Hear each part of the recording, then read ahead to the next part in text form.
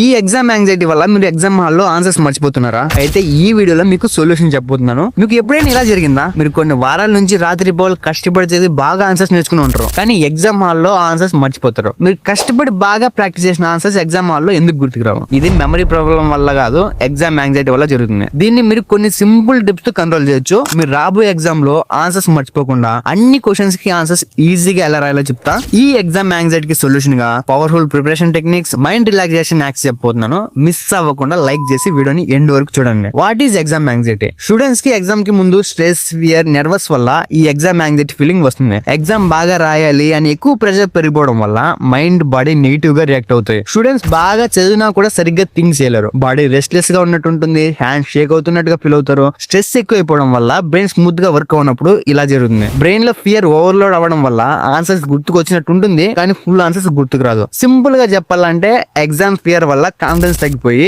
Exam లో సరిగ్గా perform చేయలేరు.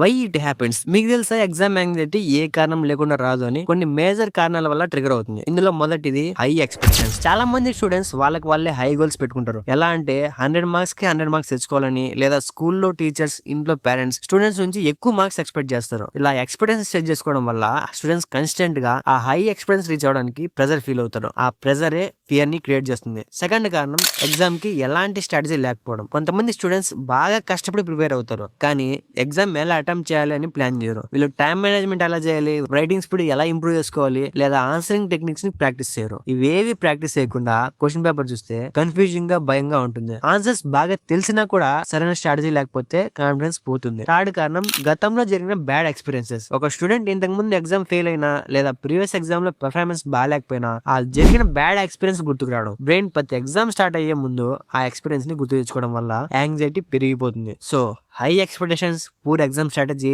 అండ్ పాస్ట్ బ్యాడ్ ఎక్స్పీరియన్సెస్, ఈ 3 పవర్ఫుల్ రీజన్స్ వల్ల ఎగ్జామ్ యాంగ్జైటీ వస్తుంది.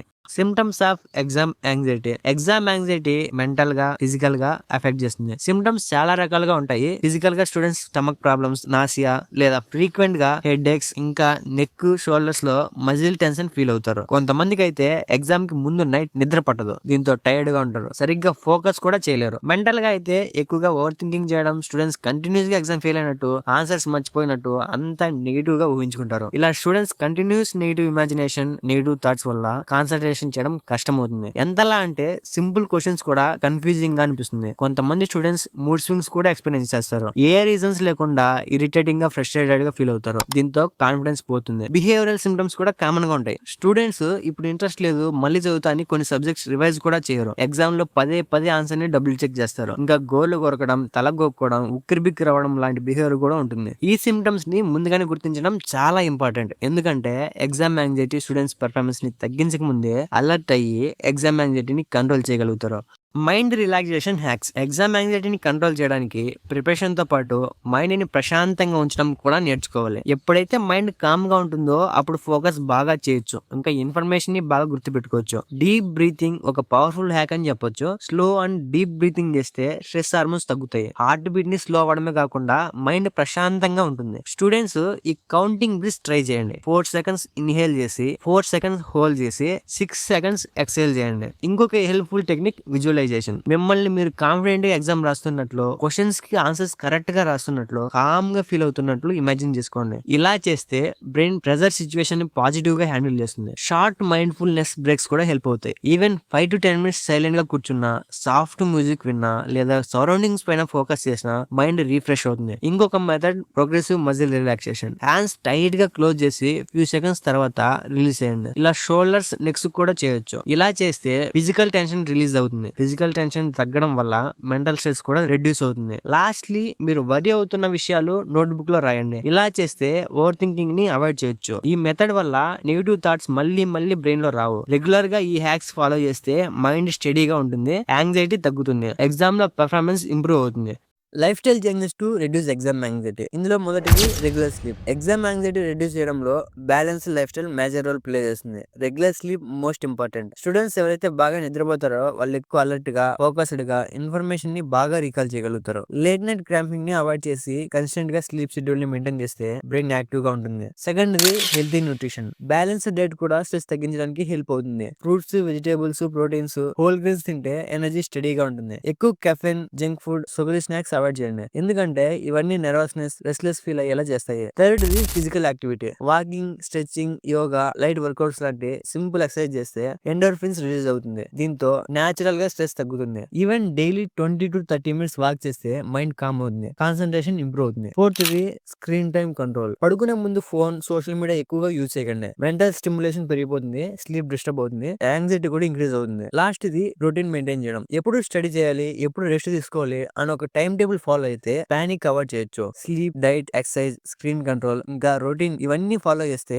స్టూడెంట్స్ కామ్ గా, ఫోకస్డ్ గా, కాన్ఫిడెన్స్ గా ఎగ్జామ్ రాయొచ్చు. Mindset shifts to overcome exam anxiety. Exam anxiety manage చేయడానికి strongest method mindset change చేయడం. ముందుగా students growth mind set adapt చేయాలి. నేను స్మార్ట్ కాదు, నా వల్ల అవ్వదు అని టెన్షన్ తీసుకోకు. ఫోకస్ గా చదవడానికి, ఇంప్రూవ్ అవ్వడానికి ట్రై చేయాలి. మిస్టేక్ చేస్తే పానిక్ అవడం ఆపేసి గ్రో అవ్వడానికి ఒక లెసన్ లాగా చూడాలి. ఫెయిల్యూర్ ని ఫీడ్బ్యాక్ లాగా కన్సిడర్ చేయాలి. ఎగ్జామ్ ని తెలివి, నీ టాలెంట్ ని జడ్జ్ చేయలేవు. ఎగ్జామ్స్ అనేవి నీ స్ట్రెంత్ ని, నీ వీక్నెస్ ని గుర్తించడానికి యూజ్ అవుతాయి అంతే. ఈ విధంగా ఆలోచిస్తే ఫియర్ ని, స్ట్రెస్ ని కంట్రోల్ చేయొచ్చు. రిజల్ట్స్ పైన ఓవర్ థింకింగ్ చేయడం ఆపేసి నీ ఎఫర్ట్స్ పైన ఫోకస్ చేయి. నీ హార్డ్ వర్క్, నీ ప్రిపరేషన్ పైన ఫోకస్ చేస్తే మార్క్స్ గురించి తక్కువ యాంగ్జైస్ గా ఫీల్ అయ్యి ఎగ్జామ్ కాన్ఫిడెంట్ గా రాయగలుగుతారు. సెల్ఫ్ కంపారిజన్ చేసుకోవడం. నేను ఎప్పుడు బాగా చదవలేను, నేను పాస్ అవ్వలేను అని హార్ష్ సెల్ఫ్ క్రిటిసిజం చేయడం అవాయిడ్ చేయండి. నేను నువ్వు ఎంకరేజింగ్ గా, సపోర్టివ్ గా మాట్లాడు. Lastly present focused thinking. అంటే ఫ్యూచర్ రిజల్ట్స్ లేదా పాస్ట్ లో జరిగిన మిస్టేక్స్ గురించి ఆలోచించకుండా ఇప్పుడు చేయగలిగే పని పైన కాన్సన్ట్రేట్ చేయడం. ఇప్పుడున్న క్వశ్చన్స్ సాల్వ్ చేయి లేదా వన్ టాపిక్ రివ్యూ చేయి. Growth mind set, effort recognition, self comparison, ఇంకా ప్రెసెంట్ ఫోకస్డ్ థింకింగ్ చేస్తే స్టూడెంట్స్ మైండ్ సెట్ రీషేప్ చేసి ఎగ్జామ్ యాంగ్జైటీ తగ్గించవచ్చు. Practical tips for exam day. Exam రోజు చాలా స్ట్రెస్ఫుల్ గా ఉంటుంది. ఈ ప్రాక్టికల్ టిప్స్ ఫాలో అయితే స్ట్రెస్ ని, యాంగ్జైటీని తగ్గించడం చాలా ఈజీ అవుతుంది. Start with a calm morning routine. తొందరగా నిద్ర లేచి మంచి న్యూట్రిషన్ బ్రేక్ఫాస్ట్ తీసుకో. ఫ్రెష్ అవ్వకు. ప్రోటీన్ అండ్ కాంప్లెక్స్ క్యాప్స్ ఉన్న లైట్ మీల్ తింటే ఎనర్జీ స్టడీగా ఉంటుంది. ఎగ్జామ్ కి ఎర్లీగా వెళ్ళు, ఎందుకంటే ఎన్విరాన్మెంట్ నీకు అలవాటు అవుతుంది. లాస్ట్ మినిట్ రెస్ట్ చేస్తే స్ట్రెస్ పెరిగిపోతుంది, అప్పుడు ఫోకస్ సరిగ్గా చేయలేవు. నీ materials, hall ticket, stationery, water bottle, ఇంకా అలౌడ్ ఐటమ్స్ అన్ని రెడీగా పెట్టుకోండి. ఇలా చేస్తే లాస్ట్ మినిట్ పెన్ ఎక్కడుంది, ప్యాడ్ ఎక్కడుందో అని పానిక్ అవుతూ వెతుక్కోవాల్సిన అవసరం ఉండదు. ఎగ్జామ్ రాసేటప్పుడు ఫస్ట్ ఇండక్షన్స్ కేర్ఫుల్ గా చదువు. నీకు బాగా తెలిసిన క్వశ్చన్స్ తో స్టార్ట్ చేయి. ఇలా చేస్తే మొమెంటం క్రియేట్ అవుతుంది, నువ్వు కూడా కాన్ఫిడెంట్ గా ఫీల్ అవుతావు. టెస్ట్ రాసేటప్పుడు నర్వస్ గా ఫీల్ అయితే కొన్ని సెకండ్స్ ఐస్ క్లోజ్ చేసి డీప్ బ్రీత్ తీసుకొని మళ్ళీ రీఫోకస్ చేయి. హాల్లో వేరే స్టూడెంట్స్ తో కంపేర్ చేసుకోవద్దు. నెగిటివ్ గా ఆలోచించకుండా maintain a positive internal dialogue. అంటే నేను బాగా ప్రిపేర్ అయ్యాను, ఎగ్జామ్ ఈజీగా హ్యాండిల్ చేయగలను అని. Calm routine, preparation, time management, mental breaks, positive self talk follow చేస్తే స్టూడెంట్స్ కంపోజ్డ్ అండ్ కాన్ఫిడెంట్ గా ఫీల్ అవుతారు, ఇంకా బెస్ట్ పెర్ఫార్మెన్స్ ఇవ్వగలుగుతారు. ఎగ్జామ్ అనేవి జస్ట్ నువ్వు ఇన్ని రోజులు చదివింది, నేర్చుకున్నది టెస్ట్ చేయడానికి అంతే, కానీ నీ ఫ్యూచర్ ని, నీ స్కిల్స్ ని, నీ టాలెంట్ ని మెజర్ చేయడానికి కాదు. ప్రిపరేషన్ ని నమ్ము, కామ్ గా ఉండు, ఎగ్జామ్ లో నీ బెస్ట్ ఎఫర్ట్స్ ఇవ్వు. నువ్వు ఫేస్ చేసే ప్రతి ఛాలెంజ్ గ్రోత్ అవ్వడానికి మంచి ఆపర్చునిటీస్ ఉంది. ఒకటి మాత్రం గుర్తుపెట్టుకో, you are stronger than your fears. Solutions, preparation techniques. Exam యాంగ్జైటీని తగ్గించడానికి smart preparation techniques best ways అని చెప్పొచ్చు.